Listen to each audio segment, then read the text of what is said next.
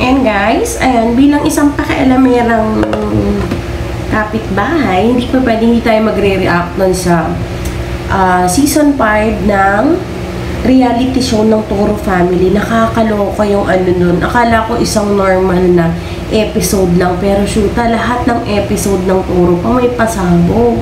Ayan, pero this time, naaawa ako na it's mixed emotion. Alam mo yun, nakakagalit si Regina na saan siya kumuha ng lakas ng loob na saktan niya si Happy. Diba? Kahit ako, nung first time pa lang na biglang pagpasok ni Papa Odi na ganito, na may nangyari daw, ganyan. Shoota, nung nakita ko yung video na ginaganyan yung ni Happy, oh my God! Shoota, talagang yung ko, sabi ko, hala, kasi may anak din ako, 3 yung anak ko puro babae din. So, ramdam ko yung kung ano nang pinanggagalingan ng galit ni Papi. So, ako nga, buti pa nga nung pagkapasok nila dun sa kwarto, nung pagkakita niya mismo dun sa Regina, hindi niya agad sinugod. Kasi kung ako yun, shoota, hindi pa kita nakikita alam mo yun? Ayan, gigil na gigil talaga ako dun sa babaeng yun. Tapos grabe maka-defend na joke lang daw yun, biruan. Parang lang, wala-wala lang. Pero pinapakyuhan niya pa. And ginaya pa ni Happy kasi akala niya joke-joke lang, ginaganyan-ganyan. Tapos yung isa, shoota, very satisfying yun, yung kay Papi na ito, patayin ko yung electric man para maingay.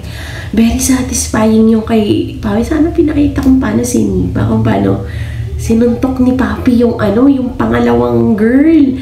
Na grabe talaga yung pagganyan niya. Yung liig ni Happy. Talagang tumagilid. Ayan, kung hindi niya pa nakikita, try ko ilagay sa screen. Ayan.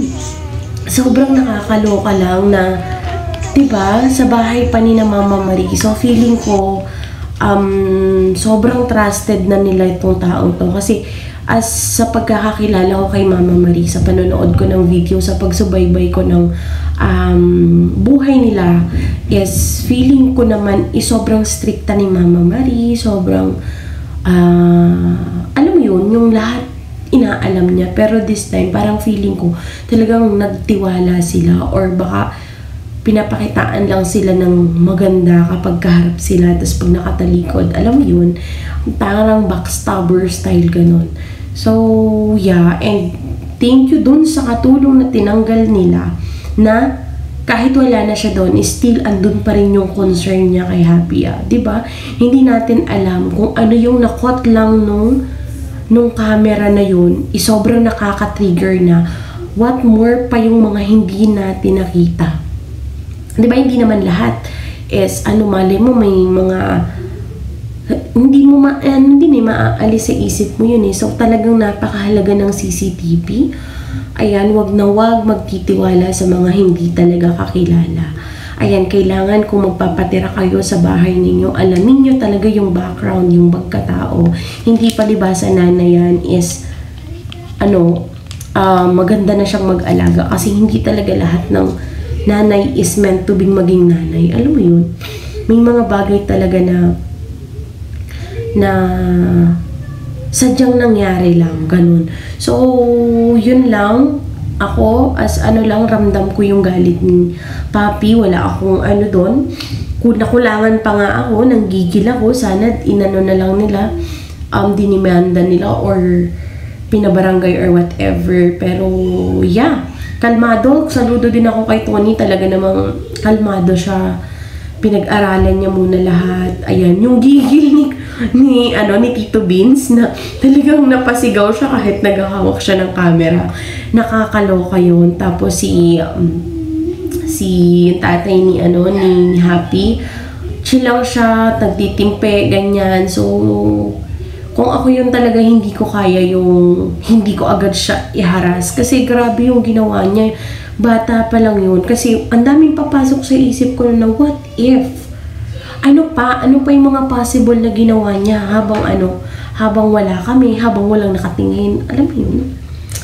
So yeah, yun lang. And yung thoughts nyo, sabihin nyo kung ano yung thoughts nyo, wala naman. Ako, naiinis lang ako kay Paye. Tingin ko kasi parang ang laki ng ulo. Parang lahat ng episode may issue siya. Ganun. Ayan. Yung mga pag-ano niya kay Ika. And congratulations kay Ika. Ayan. Aral mabuti, Ika. Ayan. Deserve mo yan. Feeling ko lang naman talaga napakabait mong bata. Ayan. Makinig ka sa lola mo. Ano ka sa mga soft drinks, ganyan. So, yeah, yun lang. And comment kayo down below kung ano yung karagdagang issue pa na hindi ko na ano. Yun lang yung natandaan ko kasi tutok na tutok talaga ako. Gigil na gigil ako. Nabitin pa nga ako dun sa episode. Sana gawin 2 hours yung kada episode. Ayan, yun lang. Gagawa lang ako ng every episode reaction video para lang may update din ako sa YouTube ko. Ayan. Pumaparaan-paraan si me time. So, subscribe na rin kayo and comment down below. Bye!